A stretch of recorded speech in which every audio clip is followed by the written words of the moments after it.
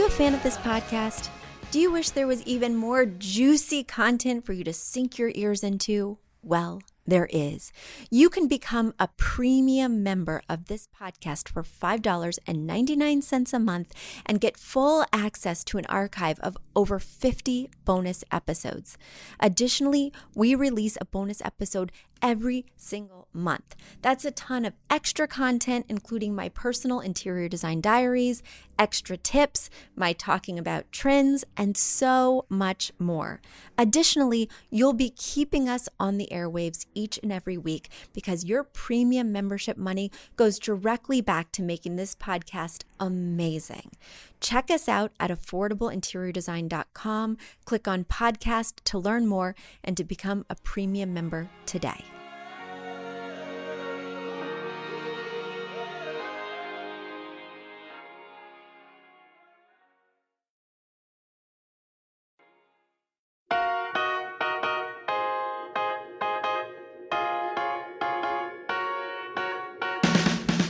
You don't need a high-end designer or a lot of money to get a luxe look.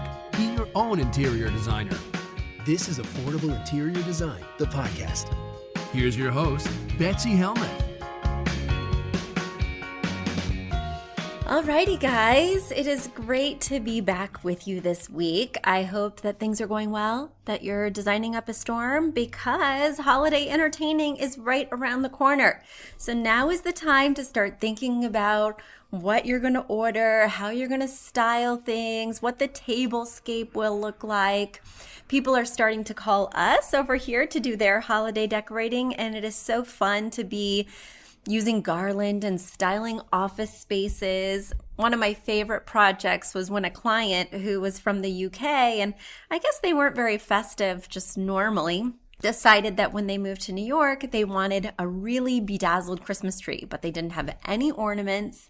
And you know what I think it was? I think it was because their child was at the age where he was excited about Christmas, and so they were going to get into the spirit. So they had me not only pick out their Christmas tree at a big lot, but also go shopping for all their ornaments. They gave me a very healthy budget, and I wanted the ornaments to feel curated over time, selected, special, like they reflected the client, but also doing a mix of personal and generic, just like I would if I was styling a bookcase or a coffee table.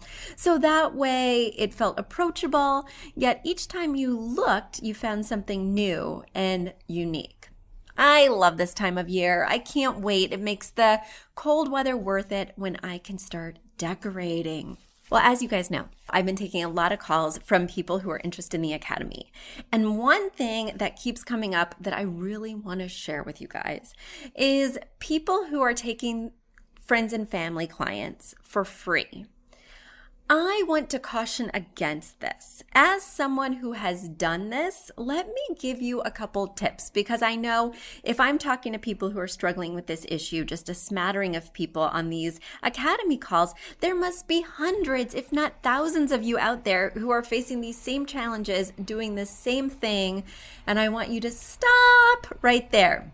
Now, working with friends and family can be great. However, it can be a little bit of a trap. You know, when you're going over to somebody's space for the holidays and they say, you know, Janice, would you mind looking at my living room and telling me your thoughts? Sometimes they really can't handle the truth, and they're your friend. So then there's always sort of this weird space in between you guys where they really weren't expecting negative feedback, and now that they got it, they kind of can't put it out of their mind, but they also don't want to hire you because, well, that would be too expensive or XYZ reasons, right? The other problem with, say, taking that client for free or for very low cost because they are a friend and family and because you are a new designer, the problem is you're going to make mistakes on their home because you don't have a knowledge base that, you know, would prevent you from making those errors. And you don't want to be messing up with friends and family. They may not forget, or you might have to really work extra hard to make that better. Additionally, at every event, you're going to be seeing them, and it's going to be hard to create that boundary where you say, you know what, at this birthday party, I really don't want to talk about rugs, right? It's the same reason that here in Westchester, I try not to design in my hometown. well, I guess I call it a hometown now that I live here, but I try not to design in this town because when I first moved here, I was like, I'm taking every Dobbs Ferry client. I want to make sure that they get my level of service, that I go the extra mile because I'm going to be seeing them everywhere. But then I really did see them everywhere, from the pumpkin festival to the grocery store. And they would always be asking me, Betsy, I want to show you what I did with my wall that we talked about. And I love that stuff. I do. But on the weekends, I make it a rule to totally unplug. And at least one day a weekend, if not two, to not think about work for even 1 second. So it made it hard to stick to that rule. It's awkward to say, you know what? I really don't want to talk about artwork here today. That's not a great thing to be faced with day in, day out. The other thing is that when you don't get paid appropriately, when you're working for free or very low cost, you can become resentful. And that passion business, that hobby business, that thing you loved, which is interior design or decorating, can become something that you start to have negative feelings around when your friends and family are asking you a ton of questions because you're working for free or very cheap, when they keep, really putting you in the spotlight in times when maybe you need to be off, or maybe you've worked so hard on this project, or maybe you've messed up so you feel obligated to work even harder. There does, and I'm speaking from experience, tend to be a negative side effect to that, which I think when I initially was working and taking those free clients, I think that made me a little disillusioned a little too early. So guys, that doesn't mean that you shouldn't take any projects as a newbie. It just means that first you might want to get some skills or some education so that you can charge something that you won't feel resentful about, and have a structure that you follow with everyone so that people are clear on the boundaries even when you're new. Just because you're new doesn't mean you should be working like a dog and not getting paid or being underpaid. I needed to put that out there as a PSA. All right, guys, let me hop off my high horse and get into this mailbag. All right, my question comes from a premium member, and her name is, I think it was Anne, but it looks like it got cut off. I think it was Anne. All right, here we go. She writes, Dear Betsy, I have loved finding your podcast because I completely identify with falling for the fast-paced and affordable design world of trading spaces that just doesn't exist anywhere else. I've been getting creative with my space since I was a middle schooler. I'm obsessed with that show Trading Spaces, and I have gone through about 1 million design evolutions. I have done the Skittle house. I have done the apartment filled with every one of my favorite things without cohesion. But I am ready for more sophistication. I have a very layered and eclectic style, and I'm strongly inspired by pre-war architecture, furniture, and fixtures, from the early to mid 20th century. I love neutrals with great texture. I love graphic accessories. I want my home to feel nostalgic, airy, creative, and my personality is all about coffee, all about old paperbacks and classic horror movies. In fact, the apartment in Rosemary's Baby is my dream home, minus the Coven of Witches, of course.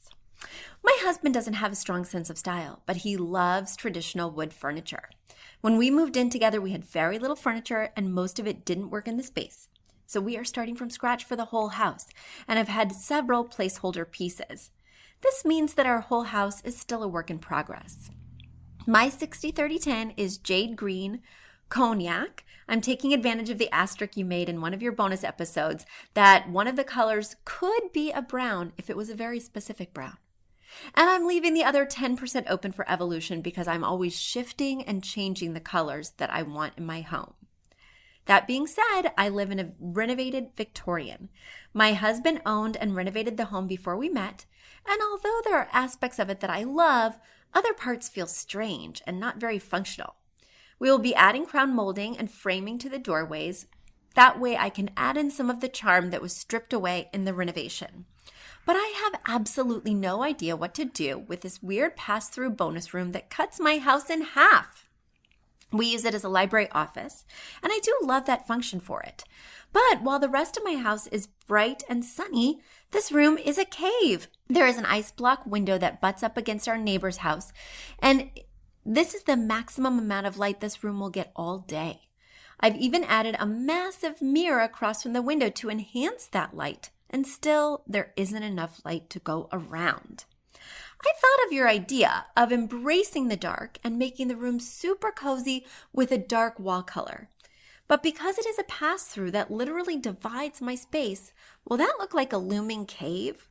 What else could I possibly do with this awkward space to make it feel less like a basement rec room in the middle of my house? All right. Well, I wanted to first touch on what you said about Rosemary's Baby, without the witches, of course, because I have a little tangential anecdote to share about myself. When I was living in the city, my husband, I knew, was not a city guy. This was not going to be his be-all, end-all, even though he'd lived there for nearly 2 decades. I knew eventually he'd want to move to the burbs, but not me. Like, Brooklyn was already suburban enough for me. I was a Manhattan girl. Well, one day I got a client out in New Jersey, Glen Ridge. I'll never forget it. I get off the train. I'm walking to this client's house. I think this was even before GPS. No, there must have been a GPS, but I think I would printed out MapQuest directions or something. So I'm walking to this client's space, and as I approach the address, I look up, and there is this big black Victorian house that looks like it's from the Addams family looming in front of me. And it turns out that that was the client's house. Oh my goodness. I was so excited. So I get in, and generally how I start a project is I take a full tour of the space, because even if we're just working on the living room, I want to see their style throughout the space. I want to see the architecture through the whole home, so that way I can make things feel really cohesive and I can be thinking more holistically. As they're taking me on this tour of this very old, very black Victorian, there's hidden passageways and closets, there's towers, there's windows, there's awkward rooms that don't seem to have a clear function, but I just couldn't wait to get creative with. It was such a fun experience that when I left that home, all the way back on my walk to the train, I was Googling other homes in that area that would be available, because I was a convert. If I could live in something even half this cool, sign me up. That weekend, so 3 or 4 days later, my husband and I were back in that neighborhood. We took the train, got a sitter for the kids, and we were walking up and down the streets, looking at open houses, pretty much just circling this person's home. I was like, this is where I need to be. And while we didn't wind up in New Jersey, that was the bridge that got me from hell no, Brooklyn is home, to what? It's time for a very spooky Victorian that may have formerly been a witch's coven. So we are on the same page. Let me put that out there. And I totally appreciate your design sensibility. And I'm excited that you are in a Victorian, because that is a really fun opportunity to embrace that eclectic style. Looking through your pictures here, I think it is fun to get a little moody. You need to flow with the architecture, and sometimes you can't always make something, by forcing it or making it feel a different way than it organically does feel. You might always be compromising. It is fun to just dive into that feeling. It could be fun to do something that's not a dark wall paint, but maybe it's an interesting wallpaper in that room. The one thing that strikes me about that little room is that, it feels a little amorphous. There's no rug. You're telling me it's an office. You're telling me it's a library, but there's like this mishmash of furniture that doesn't look office-y or furniture-y. There's like a dresser in here. There's a hutch that has books in it, but it doesn't scream library. There's a drop leaf table here. There's one chair, but there's no ottoman. So it doesn't even feel like a really cozy place to read.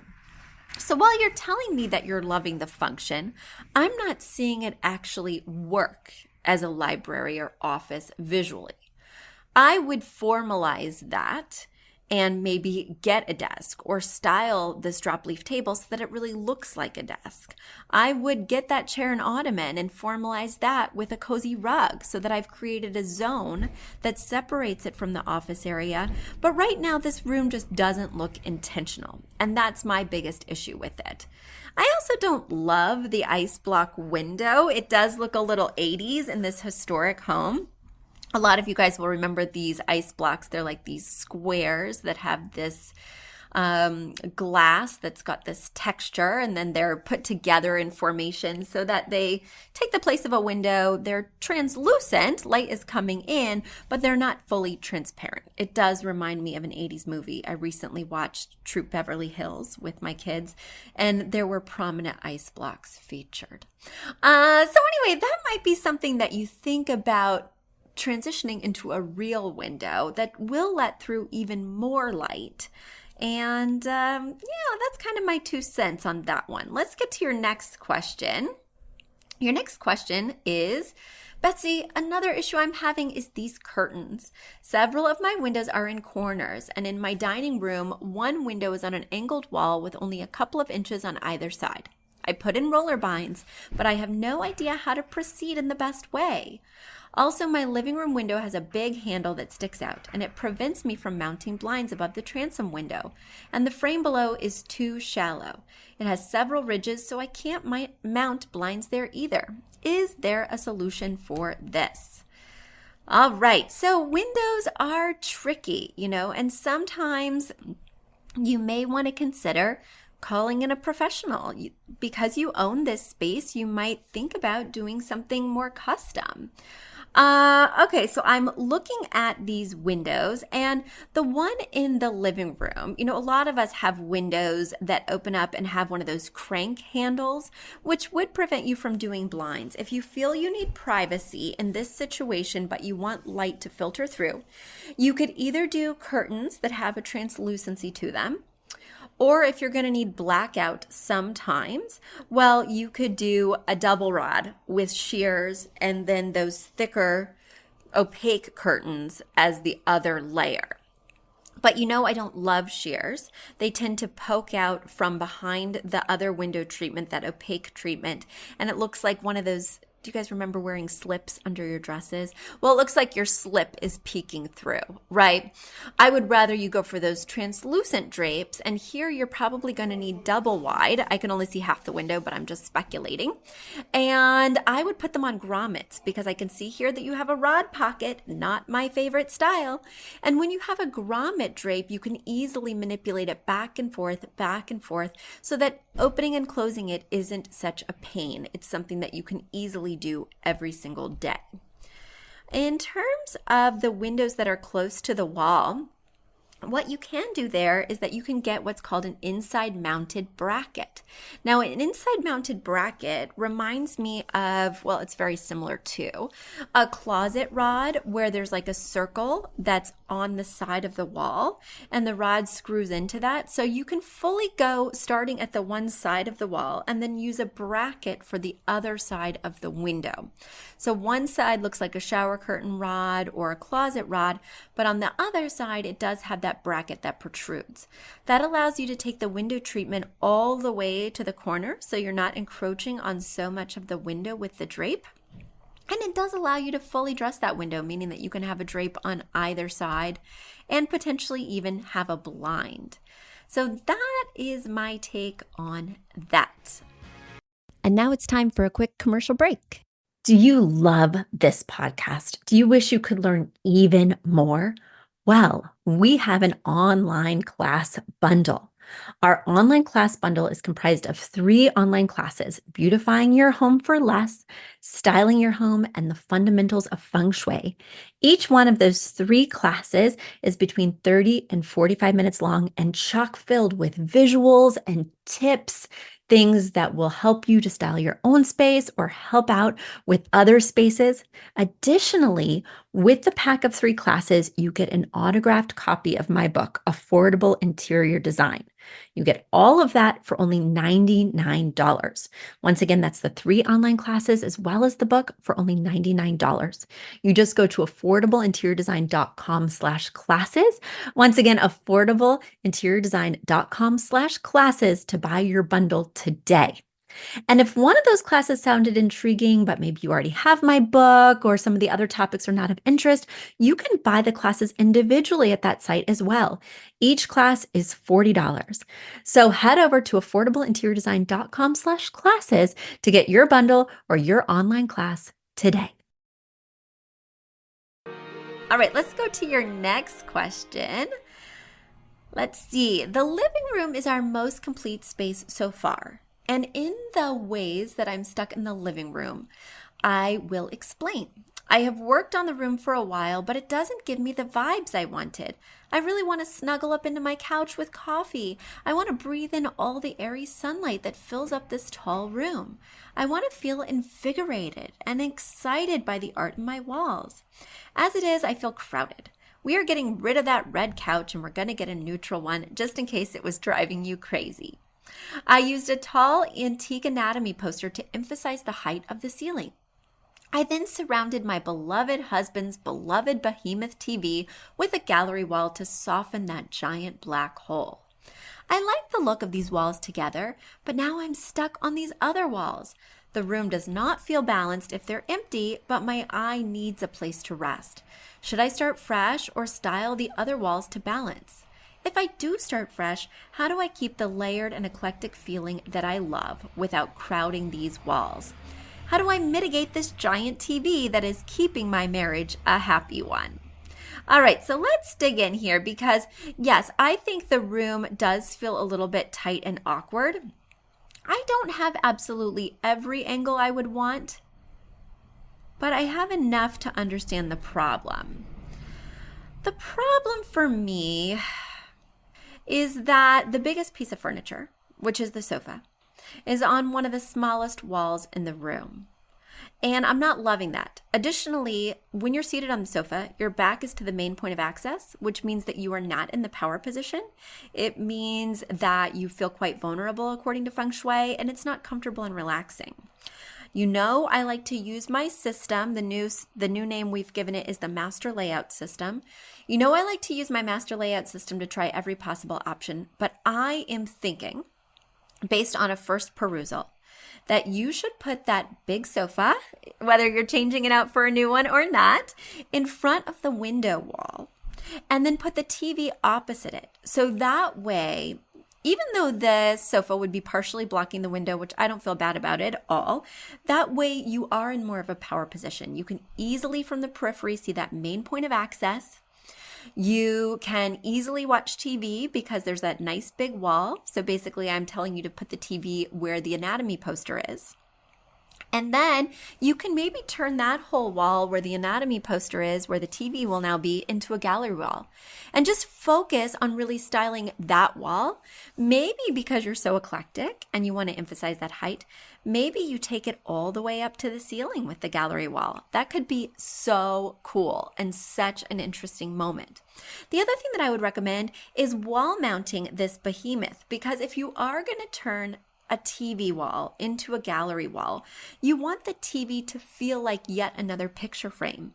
And when it's on the stand, it doesn't feel like a picture. It feels like you've got a whole bunch of images floating around the TV. You really want to incorporate the television into this wall so that it feels like a part of the gallery wall and not just like it's sticking out in front of the gallery wall. I think making those two changes will really help the room to feel more comfortable. And also, you mentioned wanting to snuggle up and drink coffee. For me, if I was going to snuggle up, I would need some kind of ottoman or place to put my feet up. So that might be what's missing for you. Certainly, you could always use the sofa as a chaise experience, but it does prevent someone else from sitting there. So you may want to consider that option. And like I said, I wouldn't land on the floor plan I suggested as the final and only option. But I do want you to consider this arrangement because I don't love it. I don't love it. All right, let me see if there were any other questions with this letter before I move on to the next. Notice how I call it a letter? How old school is that? This is not a letter. This is an email. And also, typically, here's a little tip for you guys. The depth of the room determines the size of the TV. So you take a measuring tape from where your eyeballs would be on the couch, and you take it all the way to the opposite wall where the TV will be. You divide that number in inches by 2, and that's the size of the TV. I love this equation because it's an easy way to tell people what the size should be definitively, so you don't wind up with a massive TV in a tiny room. This TV does appear to be a little too large for the room, but I think once it's mounted on the wall, it will feel a lot better. All right, let's go to my next note. Now, this actually is not a note at all.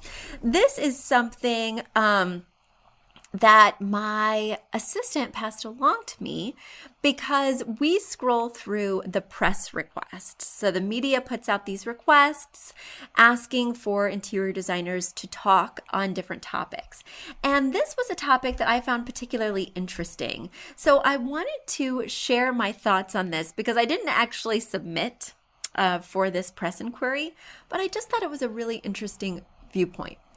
This press person wrote, "Hello. I'm looking for interior designers to lend their valuable expertise to a personal essay about how grieving can affect the way we decorate.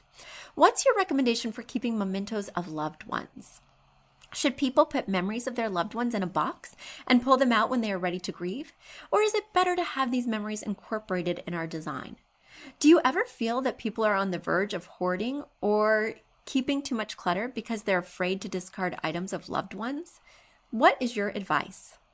So first of all, I'm seeing a dark thread through this episode, whether it's Rosemary's Baby, The Addams Family, or now grieving mementos. That was just random, but I'm just sensing that.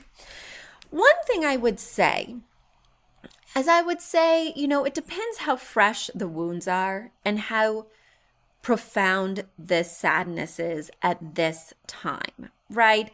Sometimes when someone just passes or we just have a sad event in our lives, we don't want to be immediately reminded of that, but we might be open to incorporating that in our day-to-day decor in a few months, in a few years. So you want to kind of take a general poll of how everyone that lives in the home is feeling about the situation. How are we feeling about grandma passing away? Is it really raw for one of your kids, but less raw for you? If it's going to trigger anyone as they walk by day to day, it's not the time to incorporate it in your decor. However, I feel that decor that only reflects who you are now, decor that doesn't have any reminiscence. Can you tell I'm recording in the morning again, guys? I'm recording in the morning when words don't come easily and the coffee has not been fully absorbed in the bloodstream. Can you tell? Anyway, I think it's important to have images of history, family history, personal history, to have things that trigger memories. And so when I moved to a house from an apartment, in our apartment, we didn't have a lot of room for display. We only had memories of the now, our current kids' pictures, our current wedding pictures. But when I moved into a house, we had a lot more walls, a lot more opportunities for shelving, and I really wanted to incorporate old pictures as well as new so that our home had a more rich feeling as people looked around. So we did incorporate some pictures of people who've passed, things that made me really sad, but now they bring up an opportunity for me to have a happy memory of that person as well. I brought out a beautiful crocheted blanket that my grandma gave me, and it's now in my daughter's bed, and it makes me really happy that those things aren't just stowed away, even if they are going to get stains or snagged. I'm glad that we're using them, and it makes me feel like that person is back as a part of our life. So I think it's a case-by-case basis how much you weave in, but I also think it's a real misstep and makes your design look less complex and interesting if you don't have anyone from the past represented.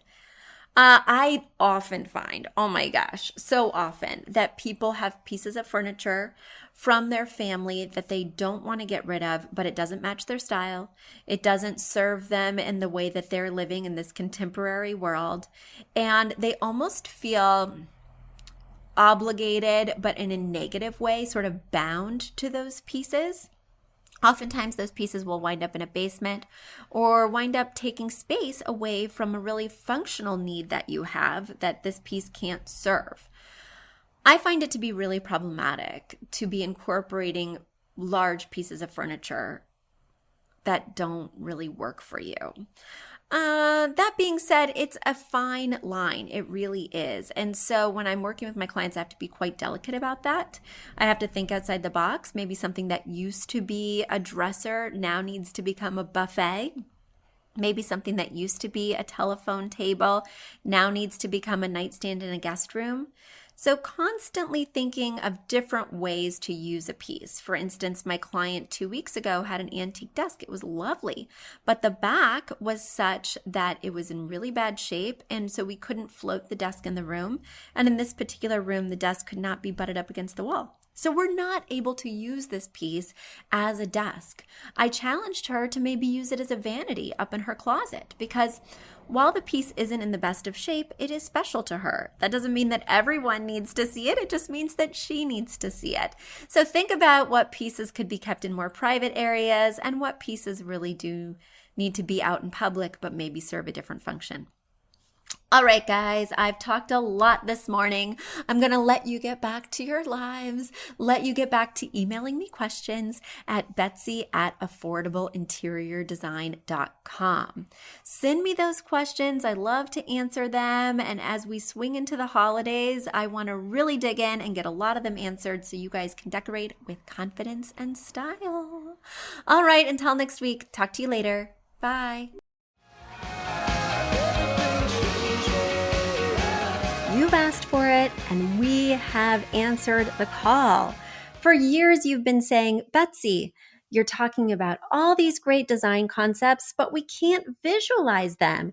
You're describing the picture that the listener sent in of their problem, and we wish we could see that picture too. After all, a picture is worth 1,000 words, and I do my best to describe them, but there's nothing like seeing it for yourself. And that's why Affordable Interior Design, the podcast, now has a YouTube channel. Not only do we have a YouTube channel where you could see recordings and clips of these podcast episodes, we also have an Instagram, a Facebook, and so many other exciting things. You should check it out. Head over to affordableinteriordesign.com/links. Once again, affordableinteriordesign.com/LINKS. links.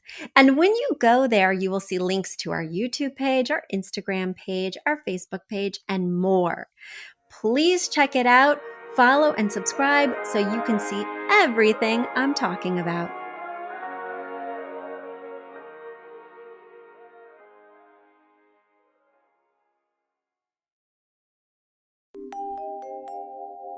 A big thank you to our amazing producer, Catherine Heller, to Aton and the MVCR House Band, and to Affordable Interior Design, the sponsor of this podcast and the premier place to get an amazing look on a budget. Check out affordableinteriordesign.com. If you guys love the show, the very best way to support us is by spreading the word. tell your friends, or write us an awesome review on iTunes. So until next week, guys, thanks so much for joining us, and I'll talk to you soon. Bye.